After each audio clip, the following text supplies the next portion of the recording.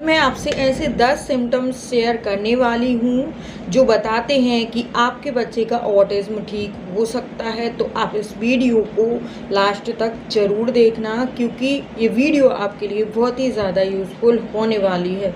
तो देखिए, सबसे नंबर 1 पर जो सिम्टम्स हैं वो ये है कि अगर आपको लगता है आपके बच्चे को देखने से कि ना तो ये ऑटिस्टिक लग रहा है और ना ही नॉर्मल उसकी एज के बच्चों जैसा लग रहा है, यानी कि उसके एज के बच्चों जैसा इसका बिहेवियर नहीं है, इसकी स्पीच नहीं है, अगर आपको ऐसा लगता है तो आपका बच्चा ठीक हो सकता है। बस आपको उसके साथ वर्क करना पड़ेगा, क्योंकि आपका बच्चा ऑटिस्टिक जैसा नहीं लगता है तो आप उसको ठीक कर सकते हैं। कि मैंने खुद ने एक्सपीरियंस किया है, क्योंकि मेरी बेटी भी ऑटिस्टिक जैसी भी नहीं लगती थी और नॉर्मल बच्चों जैसी भी नहीं लगती थी। मैंने उस पर वर्क किया तो वो ठीक हो गई। तो ऐसे ही एक्सपीरियंस बेस पे मैं आपको सब कुछ जो सिम्टम्स हैं, लक्षण हैं, मैं आपको बताऊंगी। तो नंबर 2 पे है कि अगर आपका बच्चा 1-1.5 साल तक एकदम नॉर्मल था, नॉर्मल बच्चों की तरह ही उसका माइलस्टोन हो रहा था और फिर वो स्क्रीन देखने लगा, स्क्रीन देखने के बाद वो डाउन होता गया, उसके जो माइलस्टोन हैं वो उसने अचीव नहीं किए और वो बोलने में भी लेट हो गया और बिहेवियर भी उसका ऑटिस्टिक जैसा हो गया, यानी कि उसको वर्चुअल ऑटिज्म हो गया। तो आपने उसकी स्क्रीन 0 कर दी तो उसमें धीरे धीरे इम्प्रूवमेंट दिखने लगे, तो आप मान सकते हैं कि आपका बच्चा 100% ठीक हो सकता है। क्योंकि मेरे साथ भी ऐसा ही था और मैंने धीरे धीरे करके अपनी बेटी को रिकवर किया है। मेरी और भी वीडियोस में आप फुल डिटेल देख सकते हैं कि कैसे मैंने ठीक किया है। तो नेक्स्ट लक्षण मैं आपको बताती हूँ कि अगर आपका बच्चा भले ही ना बोलता हो पर वो अपनी नीड बेस की चीज़ें 1 वर्ड में बता देता है, जैसे पानी या फिर कोई भी चीज़ जो उसको चाहिए वो इशारे में या फिर 1 वर्ड में या फिर पॉइंटिंग करके आपका बच्चा आपको बता रहा है, तो यकीन मानिए कि आगे चल के वो 2 वर्ड के सेंटेंस और 4-5 वर्ड के सेंटेंस भी बनाएगा और नीड बेस से बढ़कर भी वो आगे बोलने लगेगा। बस आपको उसके साथ मेहनत करना होगा। अगर आप मेहनत करेंगे तो जल्दी से जल्दी आपका बच्चा बोलने लगेगा, अच्छे से कम्युनिकेट करने लगेगा। और अगर आपका बच्चा भले ही नहीं बोलता है पर इशारों में और नॉन वर्बल तरीके से वो अपनी बात को पूरा एक्सप्रेस कर देता है, तो भी आप मान सकते हैं कि बच्चे की स्पीच आ सकती है और आगे चल के ये बोल सकता है और ये ठीक हो सकता है। नेक्स्ट है कि अगर आपके बच्चे को कोई सेंसरी प्रॉब्लम नहीं है, यानी कि वो सब तरह के कपड़े पहन लेता है और किसी की भी गोदी में आ जाता है और मिट्टी में, रेत में, सब जगह वो खेल लेता है, उसको कोई सेंसरी प्रॉब्लम नहीं है, तो भी वो ठीक हो सकता है। और अगर सेंसरी प्रॉब्लम है भी तो उसके लिए अगर आप एक्टिविटी करेंगे तो सेंसरी प्रॉब्लम बच्चे की चली जाती है, तो ऐसे बच्चे भी रिकवर हो सकते हैं। वैसे शुरू में मेरी लड़की को भी सेंसरी प्रॉब्लम थे, सब तरह के कपड़े नहीं पहनती थी और हेयर कटिंग नहीं करवाती थी, पर धीरे धीरे भी ठीक हो जाते हैं बच्चे। तो सेंसरी प्रॉब्लम के लिए आपको थेरेपी देना होगा बच्चे को।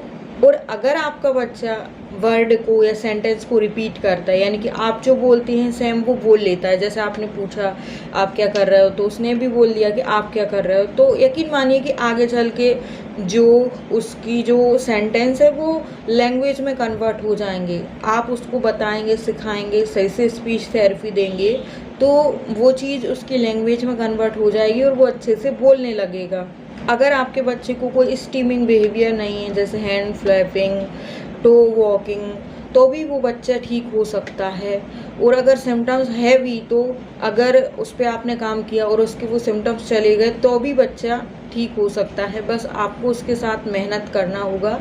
आप ये सोचो कि अपने आप ही बच्चा ठीक हो जाएगा, तो ऐसा नहीं है, आपको उसके साथ मेहनत करना होगा। अगर आपका बच्चा सब बच्चों के साथ में खेलता है या खेलने में कंफर्टेबल रहता है या फिर किसी भी तरीके से वो खेलता है, भले ही बात नहीं करता, सिर्फ इशारों में खेलता है, तो भी आपका बच्चा ठीक हो सकता है। क्योंकि बच्चे में अगर बच्चा रहेगा तो ज़रूर ही कुछ बोलना सीखेगा, समझना सीखेगा, उसके साथ खेलना सीखेगा। खेलेगा तो स्क्रीन से दूर रहेगा, तो उसके ठीक होने के चांसेस बहुत ही ज़्यादा हैं। और अगर आपका बच्चा सोशल स्माइल देता है, यानी कि सोशल बिहेवियर उसका अच्छा है, किसी के पास भी चला जाता है, किसी की गोदी में, किसी के घर भी खेलने चला जाता है, किसी के भी हाथ से खाना खा लेता है, किसी के हाथ से नहा लेता है, कपड़े पहन लेता है और दूसरों से कंफर्टेबल भी रहता है, भले ही वो उनसे बात ना करे, यानी कि वो उनके घर कंफर्टेबल रहता है, उनके साथ अच्छा टाइम स्पेंड करता है, तो आप ये मानिए कि बच्चा रिकवर हो सकता है, क्योंकि उसको सोशली प्रॉब्लम नहीं है। जिसमें ऑटिज्म बहुत ज़्यादा होता है वो बच्चा सोशल नहीं हो पाता, आप कितनी ही कोशिश करें उसको सोशल होने में बहुत ज़्यादा दिक्कत आती है। अगर आपके बच्चे का आई कॉन्टैक्ट और नेम रिस्पॉन्ड ठीक ठाक है, बहुत अच्छा तो मैं नहीं बोल रही हूँ, अगर ठीक ठाक है आपके बच्चे का तो वो रिकवर हो सकता है। क्योंकि अगर बच्चे में कम आई कांटेक्ट नेम रिस्पॉन्ड है तो एक्टिविटी द्वारा, थेरेपी द्वारा आप उसके आई कांटेक्ट को बढ़ा सकते हैं, उसके नेम रिस्पॉन्ड को भी आप बढ़ा सकते हो। अगर आई कांटेक्ट नेम रिस्पॉन्ड की आपको वीडियो देखना है तो मेरे चैनल पर आप देख सकते हैं। अगर आपके बच्चे का अटेंशन फोकस अच्छा है, यानी कि आप उसको कुछ सिखाते हैं, कुछ पढ़ाते हैं या कुछ भी बताते हैं तो वो जल्दी कैच कर लेता है, जल्दी वो सीख जाता है, तो भी आपका बच्चा रिकवर हो सकता है। क्योंकि आप उस पर वर्क करेंगे तो जल्दी जल्दी वो आपकी जो बात है उसको फॉलो करेगा, सीखेगा, तो बच्चा जल्दी से ठीक हो जाएगा। बस आपको उसके साथ काम करना होगा। आप सोचो कि अपने आप सब ठीक हो जाए, तो ऐसा नहीं होगा। और नेक्स्ट बात, अगर आपका बच्चा इमिटेशन करता है, जैसे आप करते हो वैसे ही काम वो करता है, तो ऐसे ऐसे करके बच्चा रिकवर होने लगता है। क्योंकि आप उसको कुछ अच्छा काम करना सिखा रहे हैं, जैसे कपड़े की घड़ी करना सिखा रहे हैं, आप उसको कुछ लिखना सिखा रहे हैं, तो बच्चा आपकी ओर देखेगा और आपसे ही सीखेगा। तो बच्चा सीखेगा तो ठीक होगा।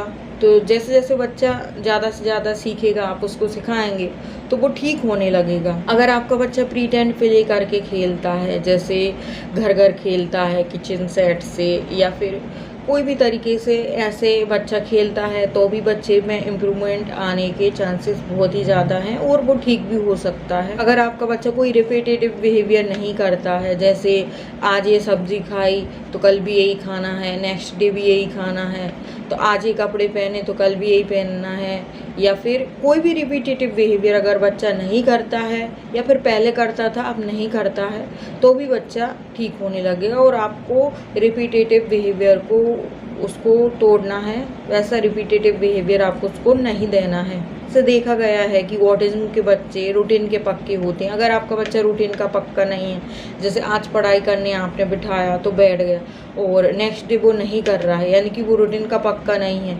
तो ऑटिज्म में ज़्यादातर बच्चे रूटीन के पक्के होते हैं। अगर आपका बच्चा रूटीन का पक्का नहीं है तो भी ये एक सिम्टम्स है कि आपका बच्चा रिकवर हो सकता है। और अगर आपके बच्चे में हाइपर एक्टिविटी नहीं है, आपका बच्चा शांत रहता है, एक जगह बैठ जाता है, तो वो जल्दी रिकवर हो सकता है। क्योंकि उसके अंदर बैठने की क्षमता है और आप उसको कुछ बैठ के सिखाएंगे तो वो सीखेगा भी। और अगर आपका बच्चा बहुत ज़्यादा हाइपर एक्टिव है, इधर उधर घूमेगा, तो वो ध्यान नहीं देगा तो वो जल्दी सीखेगा कैसे, और सीखेगा नहीं तो रिकवर नहीं होगा सही से। तो बच्चे की हाइपर एक्टिविटी कम है तो ये उसके लिए बहुत ज़्यादा फ़ायदेमंद हो सकता है। और एक मेन बात ये है कि बच्चा रिकवर हो सकता है, वो डिपेंड करता है पेरेंट्स पे। तो बच्चे के लिए पेरेंट्स कितना टाइम दे रहे हैं, कितना टाइम उसे एंगेज रख रहे हैं, किस तरह से उसे बोलना सिखा रहे हैं, किस तरह से बिहेवियर करना सिखा रहे हैं, कैसी उसकी परवरिश बच्चे की हो रही है, उस पर फुल ध्यान रखा जा रहा है कि नहीं, और उसके जो सिम्टम्स हैं उन पे वर्क किया जा रहा है कि नहीं, वो भी डिपेंड करता है कि बच्चा रिकवर होगा कि नहीं, कितनी जल्दी रिकवर होगा। जिन बच्चों के पेरेंट्स उन पे बहुत ज़्यादा फोकस करते हैं, उनके सिम्टम्स पे वर्क करते हैं, तो बच्चे जल्दी ठीक हो जाते हैं। क्योंकि मैंने भी एक्सपीरियंस किया है, 1-1.5-2 साल के अंदर मेरी लड़की ठीक हो गई है, क्योंकि मैं उसके पीछे लग गई थी, सारे सिम्टम्स मैं दूर करने लगी थी उसके। तो अब उसमें कोई ऑटिज्म का सिम्टम्स नहीं दिखाई देता है, और ऑटिज्म सिम्टम से ही पता चलता है कि इसको ऑटिज्म है। तो पेरेंट्स कुछ और पूछना है तो कमेंट करके पूछ सकते हैं। वीडियो अच्छा लगा हो तो लाइक और शेयर कर दे, चैनल पर नए हैं तो सब्सक्राइब भी ज़रूर कर दे। तो चलिए आज के लिए बस इतना ही।